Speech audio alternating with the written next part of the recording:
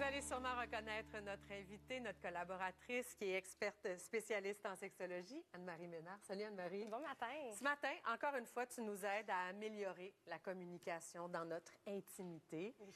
Et puis, tu abordes le sujet des schémas érotiques. Oui. Qu'est-ce que c'est? C'est un de mes sujets préférés. Les schémas érotiques, c'est une façon de donner un langage à notre sexualité. C'est une façon de se comprendre. Donc, ça a été mis sur pied par Jayama, qui est une sexologue clinicienne. Pendant 2 décennies, elle a reçu des gens dans son cabinet et elle a découvert une récurrence dans les dynamiques sexuelles des gens. Puis, elle les a définis en 5 schémas. Et c'est une belle façon pour nous de se comprendre, de comprendre notre partenaire, d'avoir plus de connexion avec eux. Donc, c'est vraiment un langage pour être capable de se définir sexuellement. OK. 5 schémas érotiques. Oui. On va t'écouter, tu vas faire une description, puis on va essayer de se reconnaître dans ce que tu vas nous présenter ce matin. Oui, donc on a le schéma énergétique, sexuel, sensuel, le coquin, ou en anglais on dit kinky dans les fétiches, et le métamorphe, en anglais on dit shapeshifter, donc qui prend la forme de... Bon, allons-y, une chose à la fois. L'énergique. Oui, donc... Qu'est-ce que ça représente, ça? Donc, ce qu'il faut savoir aussi, c'est qu'on a un schéma primaire. Chacun d'entre nous a un schéma qui ressort des autres schémas. Et chacun d'entre eux ont des façons de s'allumer. Ils ont des défis également, puis ils ont des super pouvoirs. Donc, quand on rentre dans l'énergétique, ce sont des gens qui ont besoin d'apprivoiser, qui ont besoin de temps. Ils aiment ça être dans la séduction, dans la lenteur. Ce sont des gens aussi qui, dans leur super pouvoir, vont avoir des orgasmes très facilement. Ils sont hyper sensibles. Okay. Leur défi, c'est de ne pas aller trop rapidement dans leur rapport sexuel parce qu'ils peuvent se refermer. Donc, quelqu'un qui dit, moi, quand ça va trop vite, je me bloque, bien, peut-être qu'il y a un petit côté énergétique à tout ça. OK. Ensuite, on a le sensuel. Le sensuel? Oui, on est dans les sens, les saveurs. Qu'est-ce qui l'allume, le sensuel? Tout. Donc, vraiment, là, les odeurs, les saveurs, l'audition, de la musique. Une bonne musique peut nous allumer. On est vraiment dans les sensations corporelles. On est dans le chemin pour se rendre à l'orgasme plutôt que l'orgasme en tant que tel.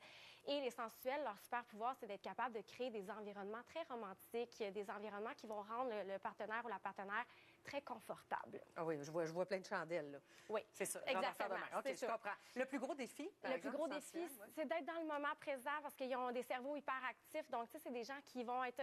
quand j'arrive sur le bord d'avoir un orgasme, ça se peut que je décroche parce qu'il y a peut-être eu une odeur, un son ou quelque chose qui m'a fait sortir de mon focus. OK. Décris-nous maintenant un 3e schéma, le sexuel. Le sexuel, c'est la sexualité plus conventionnelle qu'on voit dans les médias. Ce sont des gens qui sont très excités par les organes génitaux. Tu vois ton partenaire passer tout nu à côté de toi, puis là, c'est une soudaine envie, là. Ce sont des gens qui sont très focusés sur l'orgasme aussi. Eux, il doit absolument y avoir un orgasme dans le rapport sexuel pour que ce soit considéré comme étant satisfaisant. OK. Leur super pouvoir, c'est d'offrir des orgasmes parce que ils sont très centrés là-dessus. Hein? On aime ça quand même. Et, ils ont sûrement une grande libido aussi. Très grande libido. Ça arrive vite. OK. Et leur défi, c'est de ne pas se limiter à ça. Donc, des fois, quand on est avec un autre schéma, tu sais, quand le sensuel aime se rendre à l'orgasme, c'est ça, il faut ouvrir un peu son répertoire de pratiques sexuelles parce qu'il n'y a pas juste l'orgasme qui compte. Le coquin. Le coquin, lui. Le coquin, lui, est dans tout ce qui est tabou. Comment? Oui.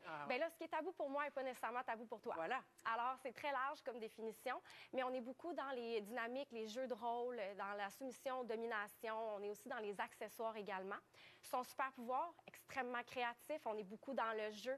On va être capable d'avoir une très belle ouverture et une belle communication sexuelle également.